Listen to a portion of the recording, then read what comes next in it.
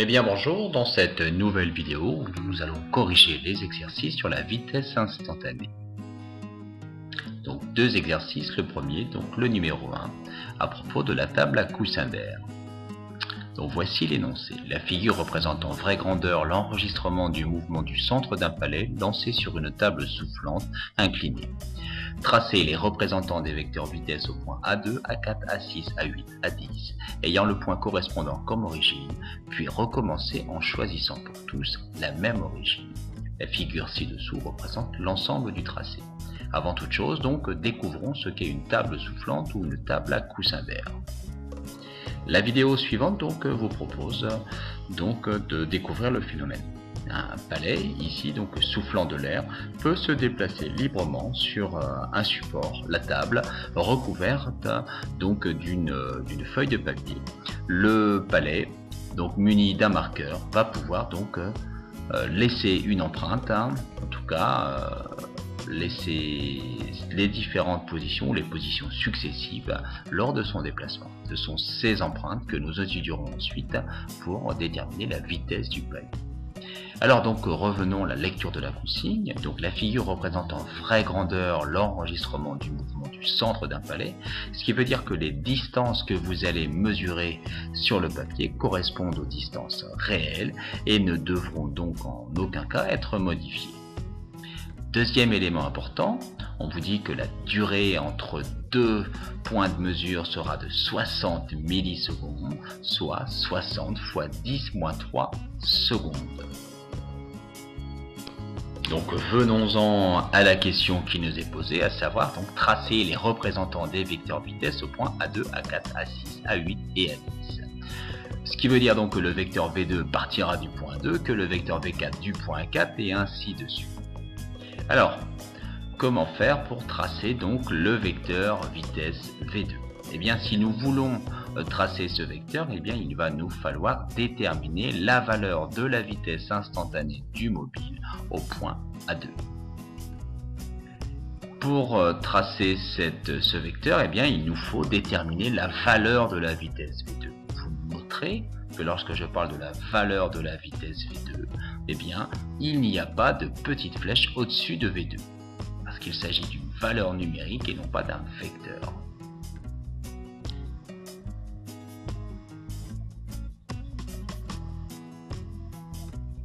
Donc nous savons que la vitesse V2 est égale à la distance parcourue par le mobile entre les points 1 et 3 divisée par la durée de ce parcours.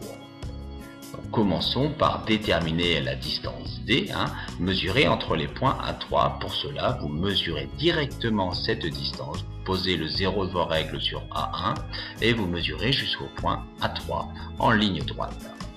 Ici, nous trouvons une distance D qui est égale à 2,5 cm, ce qui correspond donc à 0,025 m. Vous ne devez pas modifier cette distance parce que nous sommes en vraie grandeur. Donc, la distance sur le papier est égale à la distance réelle. Je vous conseille de convertir les centimètres en mètres parce que le mètre est l'unité légale de mesure des longueurs. Connaissant la distance, il nous faut déterminer la durée, donc la durée du parcours entre le point A1 et A3, sachant qu'il s'écoule systématiquement 60 millisecondes entre deux points de mesure. Ici donc 2 fois 60 égale 120 millisecondes. Le petit m devient 10-3, ce qui fait donc 120 fois 10 puissance moins 3 secondes. Effectuons le calcul. D divisé par T, donc 0,025 mètres divisé par 120 fois 10-3 secondes, ce qui donne donc 0,208 mètres par seconde. Ce qui vous donnerait, si vous n'avez pas fait la conversion centimètre-mètre, à 20,8 cm par seconde. Vous avez la valeur de la vitesse, vous pouvez donc maintenant tracer le vecteur vitesse V2. Pour cela, vous reprenez le tracé des différentes positions de notre mobile et nous occupons ici donc du point A2 parce que nous avons déterminé la vitesse au point A2. La première chose à faire donc, c'est de tracer la tangente à la trajectoire au niveau du point 2. Je vous rappelle que la tangente est une droite qui va frôler la trajectoire du mobile au niveau du point A2. Elle est tracée ici en pointillé. Pour représenter le vecteur, vous devez déterminer une échelle. Je vous propose ici 1 cm sur le papier représente 0,1 m par seconde, ce qui veut dire que vous avez une relation de proportionnalité entre la longueur du vecteur, qui s'exprime en centimètres, et la valeur de la vitesse en mètres par seconde.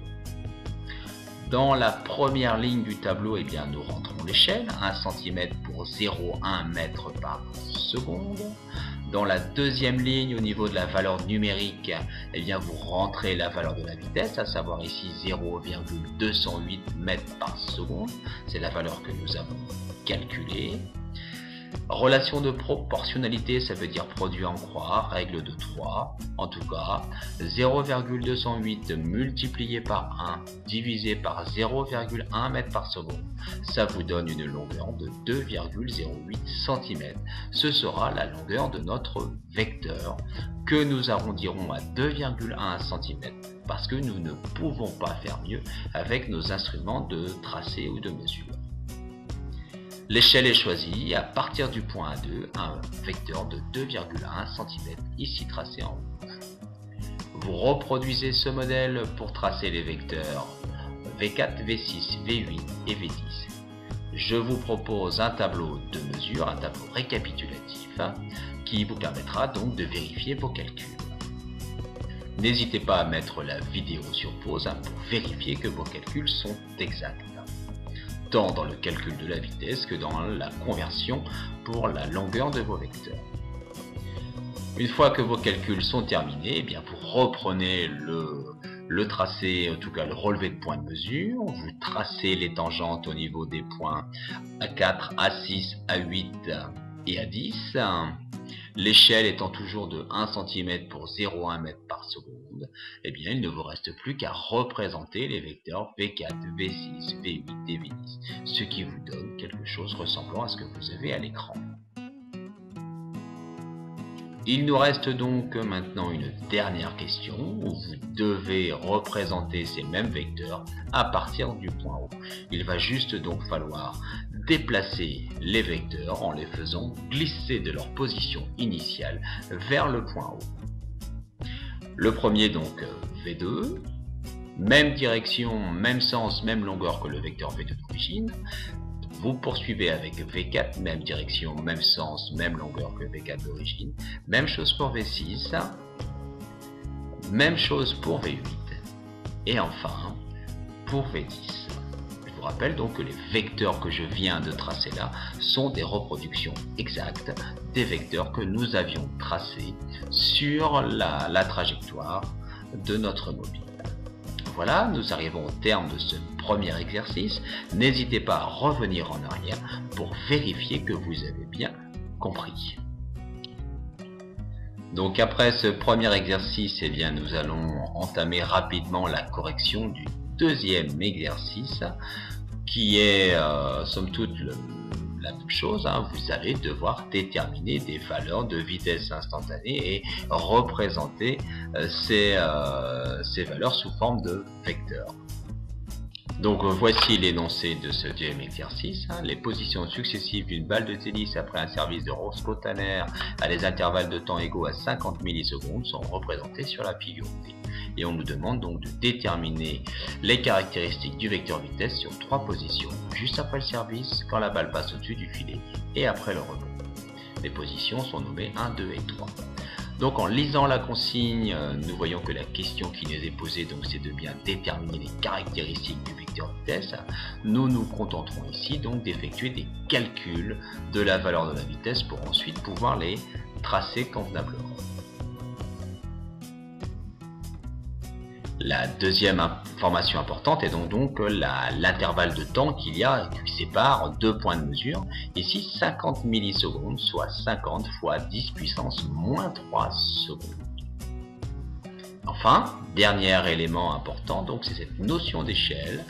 ici 1 cm sur le papier représente en réalité 1,7 m. Vous devrez donc multiplier toutes vos mesures par 1,7 pour passer des centimètres au mètre, c'est-à-dire de la valeur papier à la valeur réelle. Je vous propose ici de découvrir donc le joueur Roscoe Tanner lors de la finale de Wimbledon de 1979 où ce joueur donc affrontait Bjorn Borg. Roscoe Tanner perdra la finale au terme d'un match très disputé en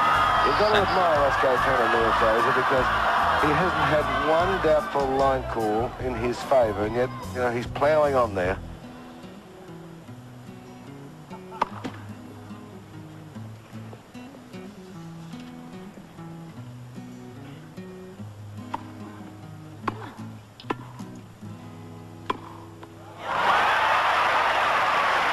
The end becoming? Love 15. Borg 3 points away from winning his 28th straight match at Wimbledon to give him 4 Wimbledon singles championships in a row.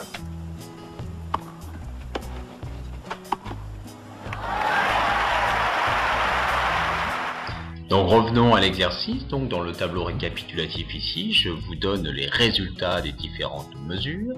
Vous voyez que les distances sont déjà exprimées ici, ce sont des distances réelles. La vitesse est donc en mètres par seconde et il vous reste donc à faire la conversion, en tout cas à représenter ces vecteurs en fonction d'une échelle que vous allez choisir. Donc mettez sur pause si besoin de façon à vérifier que vos mesures puis calculs sont exacts. Je vous propose comme échelle de représentation des vecteurs une échelle donc de 1 cm sur le papier pour 10 mètres par seconde. Voici donc les longueurs des vecteurs arrondis au dixième qui s'affichent à l'écran. De toute façon au dixième parce que vous ne pouvez pas faire mieux avec vos instruments de mesure et de tracé. Les valeurs ou les longueurs des vecteurs sont déterminées. Vous tracez donc les tangentes pour chacun des points qui nous intéressent. Une fois que ces tangentes sont tracées, ici en pointillé à l'écran, eh bien vous allez pouvoir représenter les vecteurs en faisant bien donc attention aux longueurs que vous avez calculées. Faites bien attention au sens de déplacement de ce vecteur qui correspond donc au sens de déplacement de la balle. Voilà, nous arrivons au terme de la correction. Je vous remercie d'avoir suivi donc cette courte vidéo. Donc la vidéo traitait de la vitesse instantanée. C'était donc la correction des exercices 1 et 2, page 5.